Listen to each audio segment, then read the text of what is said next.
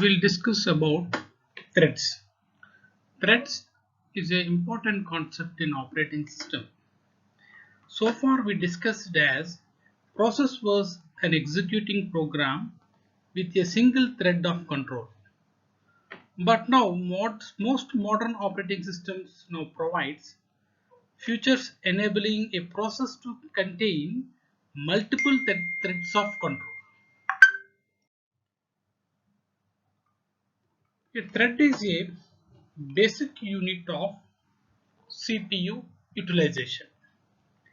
It comprises a thread ID, a program counter, a register set, and a stack.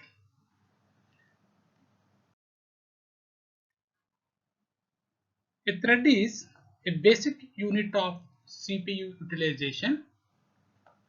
It comprises a thread ID, a program counter, a register set, and a task.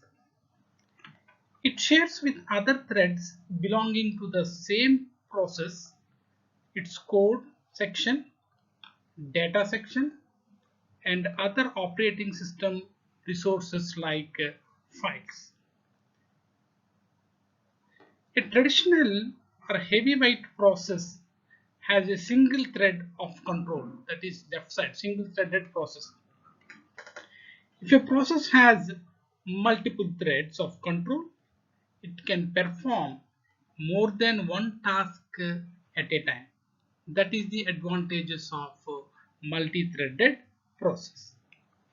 Now we'll see that. In many software packages that run on modern desktop PCs are multi-threaded. An application typically is implemented as a separate process with several threads of control. Let us take one example. For example, we'll take a web browser. The web browser might have one thread displaying images or text, while another thread retrieves data from the network. See that the web browser is one process. It has two threads. The first thread is displaying images or text, while the another thread is retrieving data from the network. So if single process, if it has the two threads parallelly, it will do this operation. Let us take one more example, word processor. Suppose word processor will take, a word processor may have a thread for displaying graphics, another thread for responding to keyboard from the user, a third thread for performing spelling and grammar checking at the background level. So that, see that word processor is one process. If this one process will have three threads, these three threads are doing the job parallelly. The first job is displaying graphics, first thread. Second thread receiving from the keyboard from the user. Third thread performing spelling and grammar check.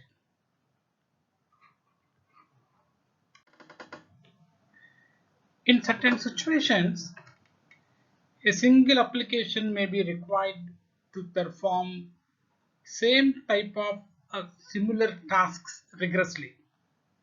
Let us say take one example. A web server accepts client requests for web pages, images, sound, and so many. And so many clients are ready to access web server. A busy web server may have several clients concurrently accessing the server.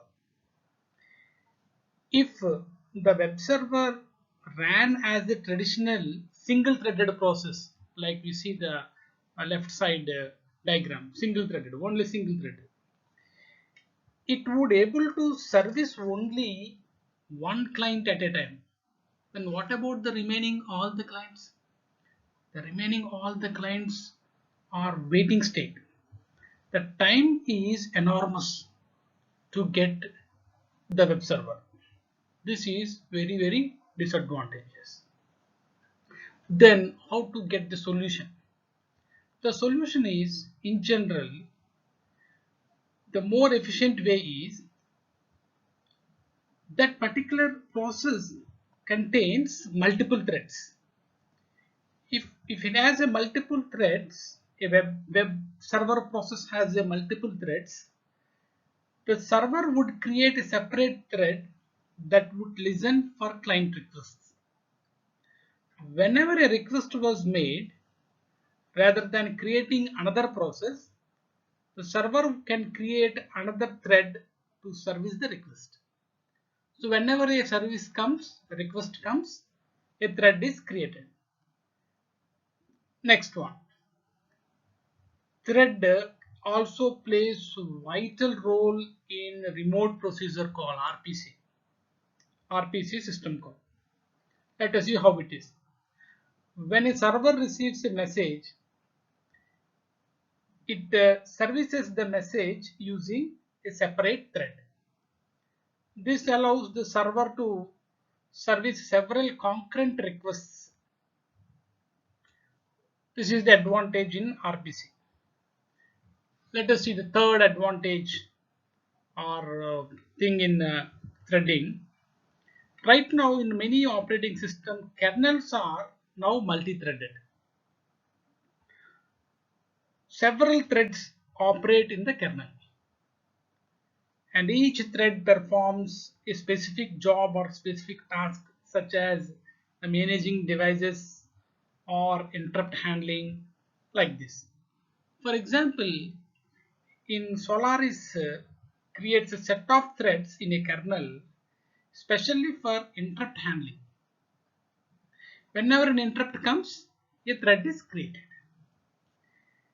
In second example, in Linux uses kernel thread for managing the amount of free memory in the system. So now threads are used in, for example, it used in as a web server. For web server, as soon as the request comes, a thread is created. Second, used in remote procedure call. Third, used in, right now we are using in kernels. Kernels also uses multi-threaded. Each thread will do a specific job.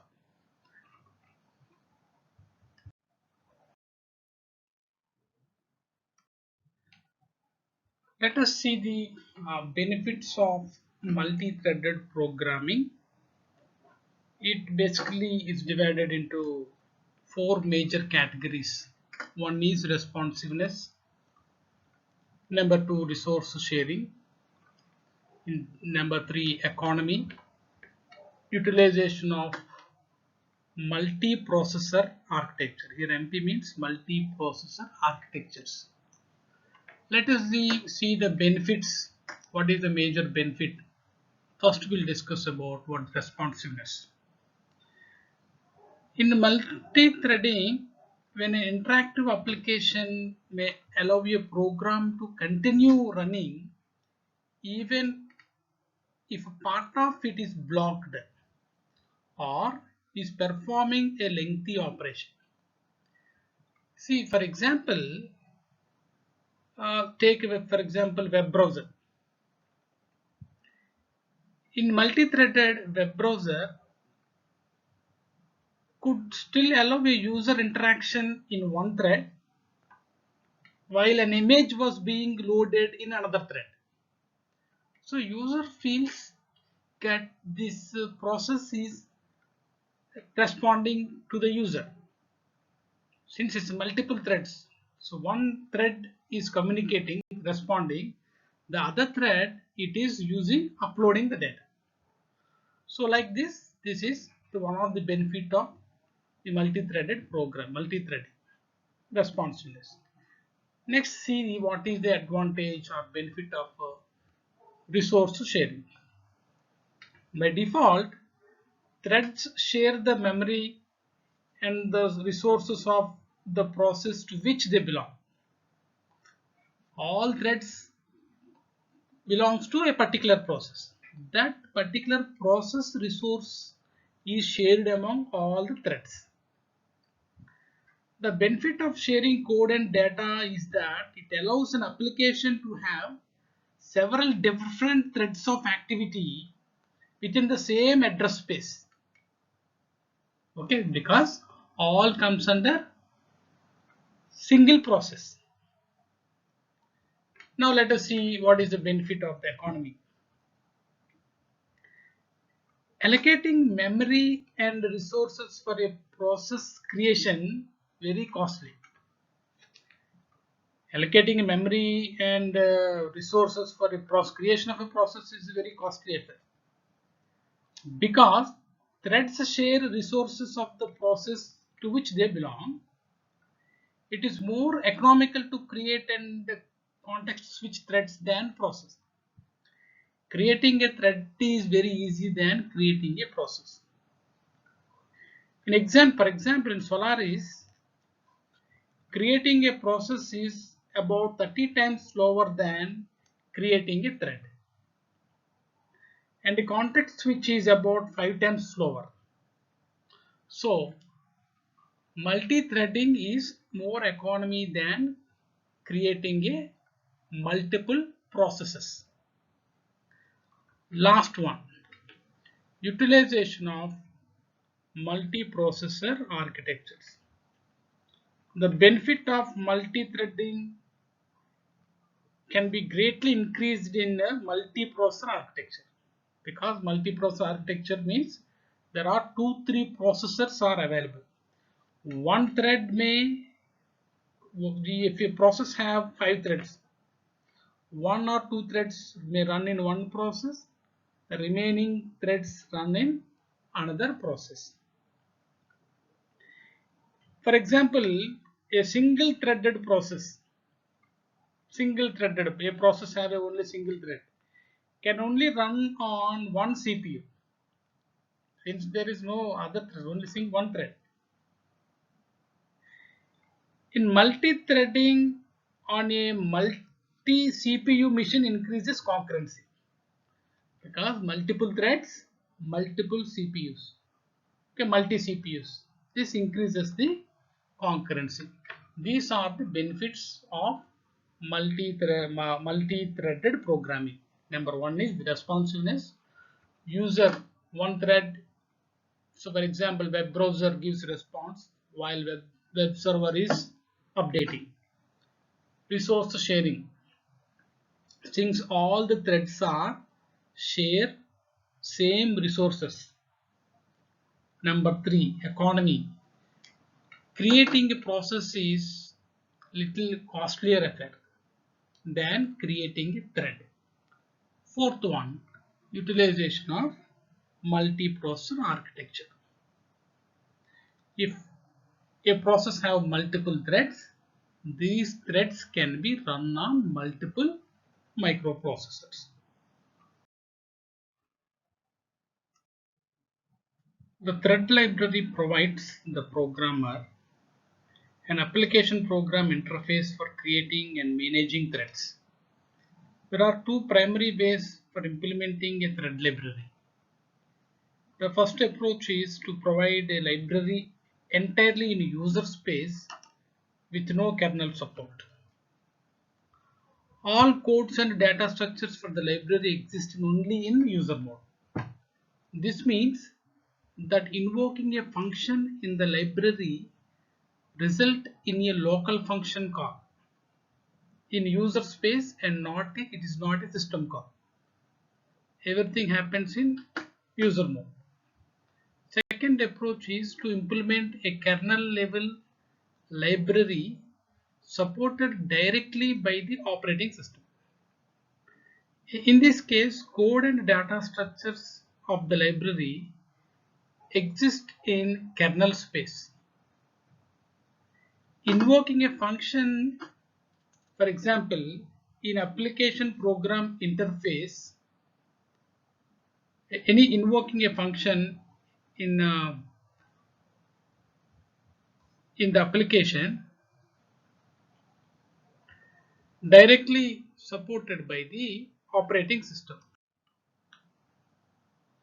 Three main thread libraries are used in today's regularly is POSIX pthread, number 2 Java thread, number 3 Win32 threads. Let us see this pthread. The threads extension of the POSIX standard. Pthread is extension of the POSIX standard. May be provided as either user or kernel level library. Next, Java threads. The API allows thread creation and management directly in Java programs. In Win32, thread library is a kernel level library available on Windows system. So Java threads can be done using programs. Win32 kernel level threads. POSIX pthreads are either user level or kernel level library.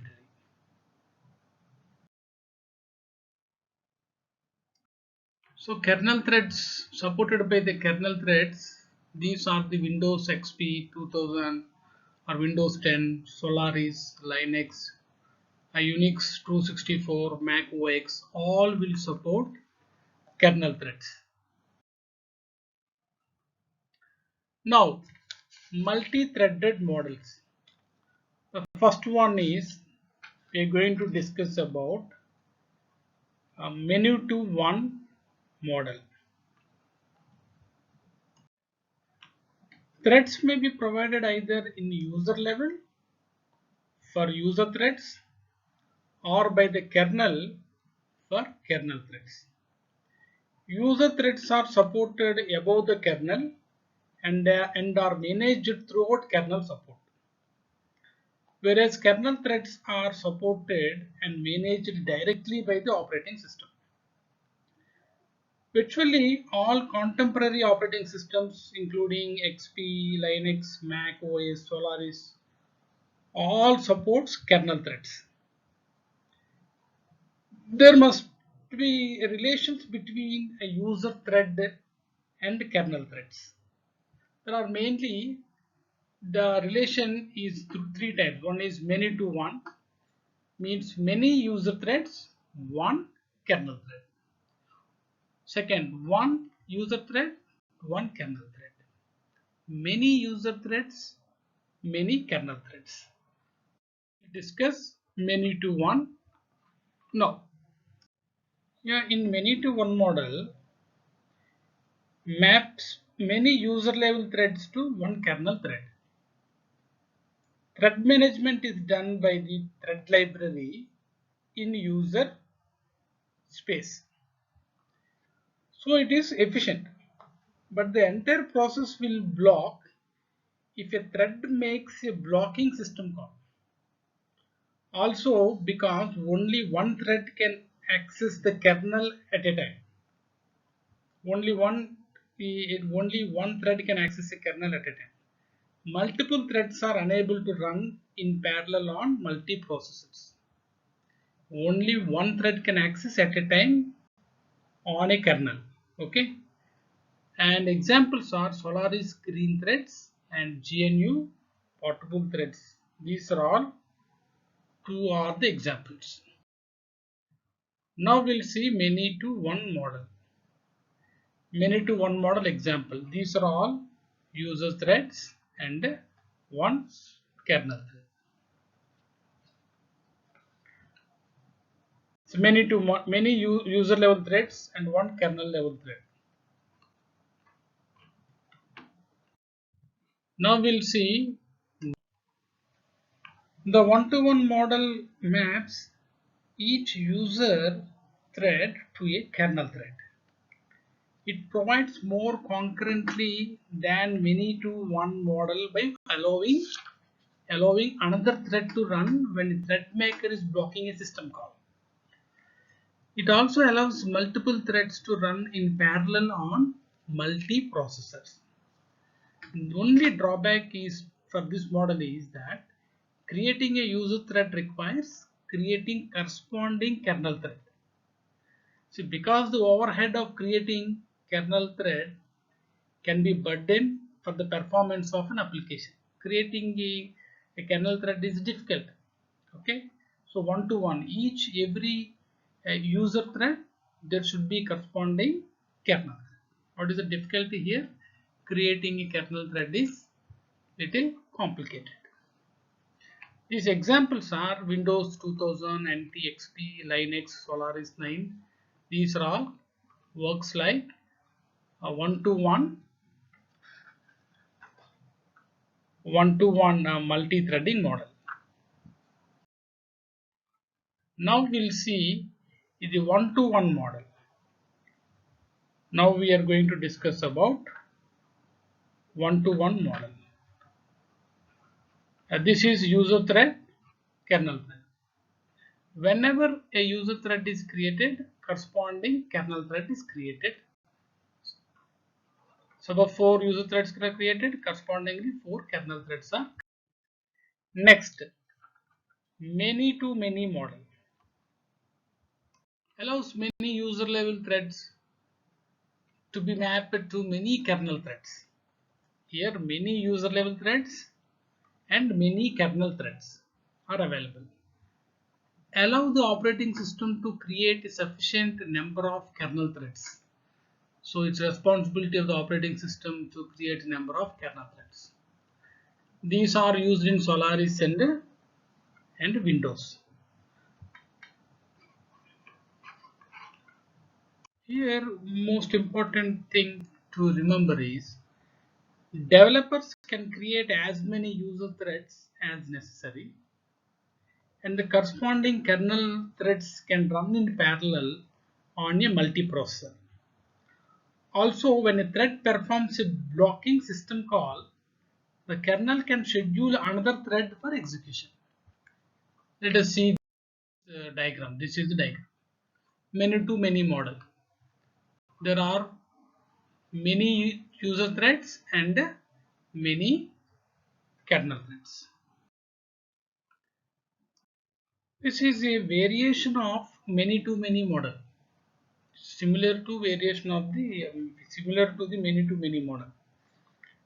The popular variation on the many-to-many model still multiplexes many user level threads to a smaller or equal number of kernel threads, but also allows a user level thread to be bound to a kernel thread. This variation sometimes referred to as a two-level model. These are the examples of the two-level multi-threaded model is implemented. This is the pictorial diagram.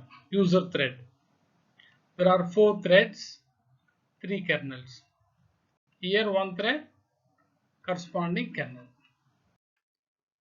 Now we'll discuss threading issues. First, how to create a thread using fork system call and exec system calls. Then we'll see thread cancelling, signal handling, and thread pools, thread specific data, scheduler activations. We'll talk about here semantics for fork and exec. Does fork duplicate only the calling thread or all the threads? Let us see this. What happens here? In Unix systems have chosen to have 2 versions of fork here. 2 versions. One that duplicates all threads and another that duplicates only the thread that invoked the fork system call. Okay, I'll repeat, listen carefully. The Unix systems have chosen to have 2 versions of fork. There are 2 versions of fork. One that duplicates all threads and another that duplicates only the thread that invoked the fork system call. Okay. then which of the two versions of fork to use depends on application. Okay, next we'll see exec system call. If a thread invokes exec system call, the program specified in the parameter to exec will replace the entire process including all threads. Now we'll see the thread cancellation. Terminating a thread before it has finished. There are two approaches. Synchronous cancellation terminates the target thread immediately. Number two, deferred cancellation. The target thread periodically checks whether it is should terminate, allowing it an opportunity to terminate itself in an orderly fashion. What is the deferred cancellation? Allows the target thread to periodically check if it should be cancelled. These two are thread cancellation. Generally, thread cancellation is the task of terminating a thread before it is completed.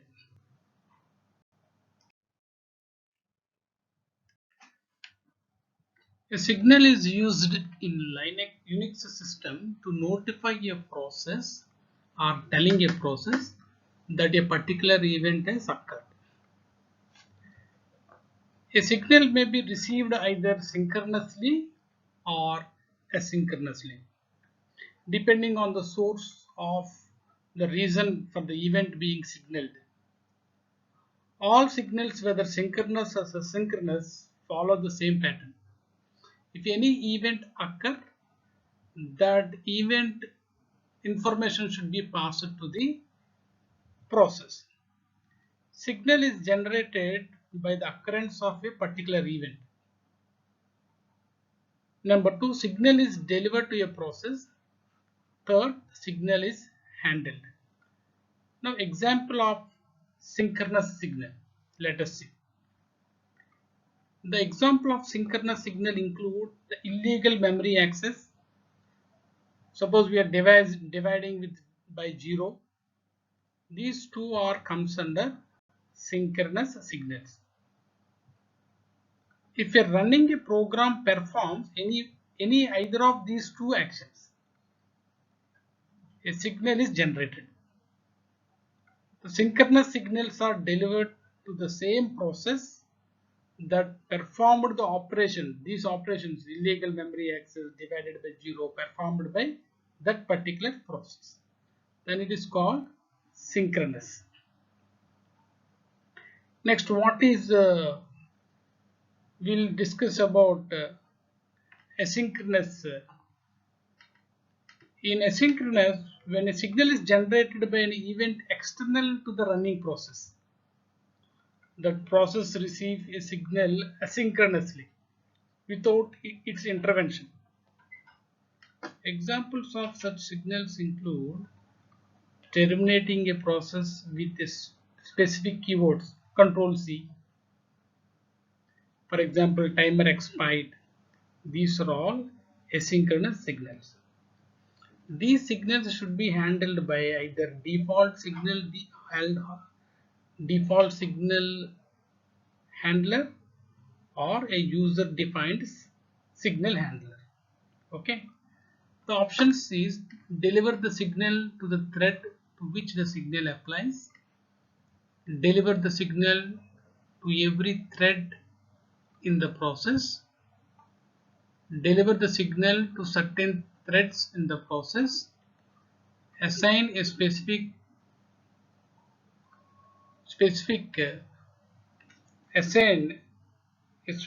thread to receive all signals for the process.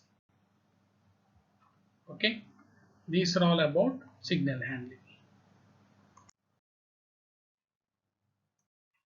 What is the thread pool?